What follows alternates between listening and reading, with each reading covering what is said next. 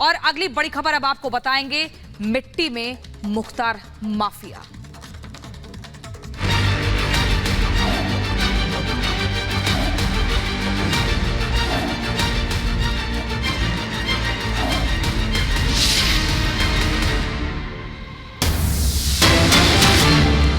गाजीपुर की डीएम और अफजाल अंसारी के बीच बहस हुई है। कब्रिस्तान में भीड़ के जाने को लेकर बहस हुई है, क्योंकि लगातार प्रशासन की कोशिश थी उन लोगों को वहां पे रोका जाए जो नारेबाजी की जा रही थी। ये बात भी कही गई आयरका अखौरी जो जिला अधिकारी हैं उनकी ओर से कि जो लोग माहौल खराब करेंगे उनके खिलाफ एक्शन लिया जाएगा। लेकिन क्या कुछ हुआ, जरा सुनिए। हमारी मट्टी देने के लिए हमको तो आप करिए, आपने परमिशन थोड़ी दी है पजमा लगाने की। मट्टी देने के लिए अपने धार्मिक प्रयोजन के लिए किसी परमिशन की जरूरत नहीं है। कस्बा थोड़ी मट्टी देगा भाई, सब परिवार के लोग दें।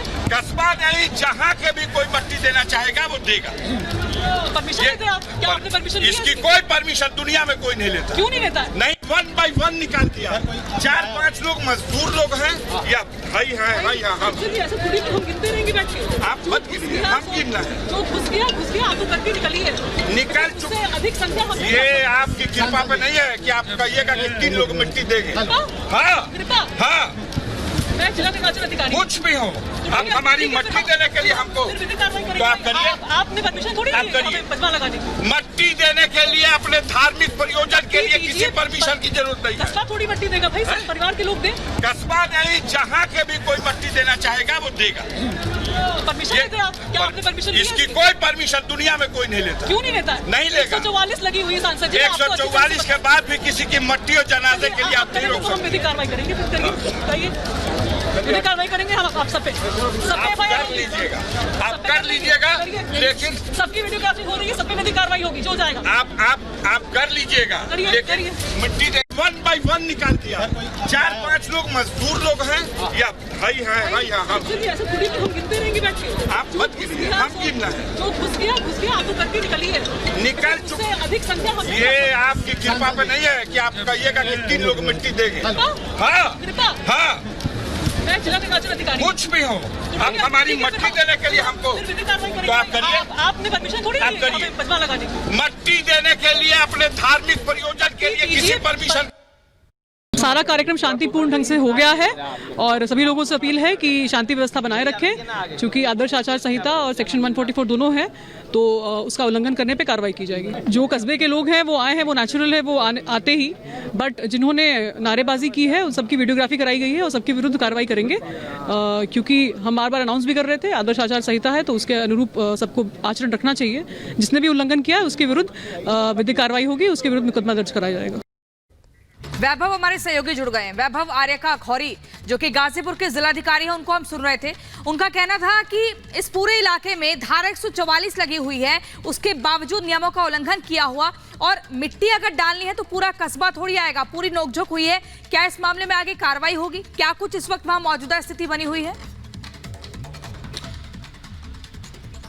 बिल्कुल, देखिए ये वाकया तब का है जब मिट्टी को लेकर वहां पर बहुत ज्यादा भीड़ हो गई थी और प्रशासन की परिवारजनों से इस बात को लेकर कहीं ना कहीं से पहले से तय था कि शुरुआत में सिर्फ और सिर्फ परिवार के सदस्य ही जो हैं वो मिट्टी देने जाएंगे, ताकि किसी भी तरह से कानून व्यवस्था ना बिगड़े। क्योंकि हजारों की संख्या में लोग उस वक्त मौजूद थे जो नारेबाजी कर रहे थे। न सिर्फ नारेबाजी कर रहे थे बल्कि पुलिस वाले और उन तमाम लोगों के बीच धक्का मुक्की भी हुई। इसी बात को लेकर अफजाल अंसारी ने दरअसल जो गेट दरवाजा था उस कब्रिस्तान का, उस दरवाजे से तमाम लोगों को जो है वो मिट्टी के लिए अंदर भेजने लगे, जिसके बाद डीएम ने इस बात को लेकर आपत्ति जताई और यह भी कहा कि कई लोग इसमें ऐसे भी हैं जो मिट्टी देकर कब्रिस्तान के अंदर ही ठहर जा रहे हैं, वो बाहर नहीं निकल रहे हैं कब्रिस्तान के। ऐसे में अंदर भीड़ बढ़ेगी तो कानून व्यवस्था बिगड़ने की कहीं ना कहीं से संभावनाएं बढ़ जाती हैं और यही वजह है कि इस बात को लेकर अफजाल और डीएम आर्यका के बीच नोकझोंक होती है। और वो ये कहते भी हैं कि बातचीत सिर्फ और सिर्फ परिवार को लेकर ही हुई थी कि परिवार के सदस्य ही मिट्टी देंगे और जिसको अंतिम दर्शन करना है वो घर के बाहर, जहां पर आखिरी नवाज जो है वो अता की गई थी, वहां पर ही सिर्फ और सिर्फ वो लोग जो हैं वो मुख्तार अंसारी के आखिरी दर्शन जो है वो कर सकते हैं। लेकिन नोकझोंक के बीच डीएम देखिए पूरी कोशिश यही थी प्रशासन की कि वहां पर माहौल खराब ना हो। धारा 144 लागू की गई थी, सुरक्षा के तमाम इंतजाम किए गए थे, लेकिन अफजाल अंसारी जिस तरह से नोकझोंक करते नजर आ रहे थे जिला अधिकारी से, वो साफ तौर पर कह रही थी कि इतने लोगों को हम इजाजत नहीं दे सकते हैं। लेकिन एक बात तो बिल्कुल क्लियर है, वो जगह चाहे गाजीपुर हो, मऊ हो, बांदा हो, हर तरफ मुख्तार अंसारी ने अपना एक अपराध का साम्राज्य बना रखा था जिसका अंत तो हो चुका है। और अपराधियों का अंत कैसे होता है ये बिल्कुल साफ अब हो गया है कि जैसी करनी वैसी भरनी, आज ये बिल्कुल स्पष्ट हो गया है। लेकिन इसी के साथ आज जो एक कोशिशें थी उस नारेबाजी के जरिए जो भीड़ इकट्ठा हुई थी कि माहौल खराब कर लिया जाए, उसको कैसे कंट्रोल किया गया और इसी के साथ दफन हो गया माफिया मिट्टी में। देखिए रिपोर्ट।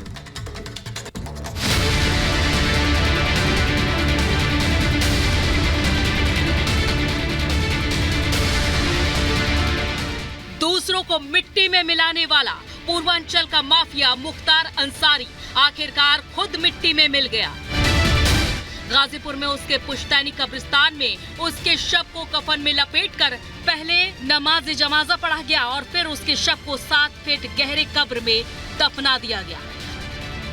मुख्तार की मौत पर यकीन करने के लिए उसके जनाजे में हजारों लोग शामिल हुए। सैकड़ों लोग मुख्तार के गांव से आए तो सैकड़ों समर्थक आसपास के इलाकों से जुटे। मुख्तार के आखिरी सफर के दौरान किसी तरह के हंगामे की स्थिति पैदा न हो, इसके लिए उत्तर प्रदेश शासन ने पूरे गाजीपुर में सुरक्षा व्यवस्था पुख्ता कर रखी थी। गाजीपुर के चप्पे चप्पे पर भारी पुलिस फोर्स तैनात किए गए थे और यूपी पुलिस के स्नाइपर भी उपद्रवियों से निपटने के लिए अपने मोर्चे पर डटे नजर आए। एक तरफ जहां किसी भी गड़बड़ी से बचने के लिए सादे लिबास में पुलिस के जवानों की तैनाती की गई थी, तो वहीं मुख्तार के घर से लेकर कब्रिस्तान तक असलहों से लैस जवान भी मोर्चा संभाले नजर आए। इतना ही नहीं, मुख्तार के जनाजे में शामिल होने वाले लोगों की भीड़ बढ़ता देख प्रशासन ने एहतियातन गाजीपुर के कई इलाकों में धारा 144 भी लागू कर रखी थी ताकि किसी भी तरह के हंगामे की स्थिति पैदा न हो। प्रशासन की सख्त निगरानी और भारी पुलिस फोर्स के बीच आखिरकार वो वक्त भी आया जब मुख्तार अंसारी के शव को दफन करने के लिए कब्रिस्तान ले जाया गया, जहां आखिरी नमाज यानी नमाज जनाजा पढ़कर उसके कब्र पर मिट्टी डाल दी गई। Bureau report, Republic. शराब घोटाला मामले में दिल्ली सरकार के 3 मंत्री फंस चुके हैं। जी हां, दिल्ली के परिवहन मंत्री कैलाश गहलोत को आज ईडी का समन आया था। वो पूछताछ के लिए पहुंचे हैं। सवालों का लगातार सिलसिला चल रहा है, लेकिन बड़ा सवाल ये कि आम आदमी पार्टी जो लगातार बीजेपी पर आरोप लगा रही है, क्या जो रोज ये नए नए खुलासे हो रहे हैं, शराब घोटाले में नए नए नाम सामने आ रहे हैं, इन पर भी अपनी चुप्पी तोड़ेगी या नहीं, ये एक बड़ा सवाल है। इसी पर देखिए एक रिपोर्ट।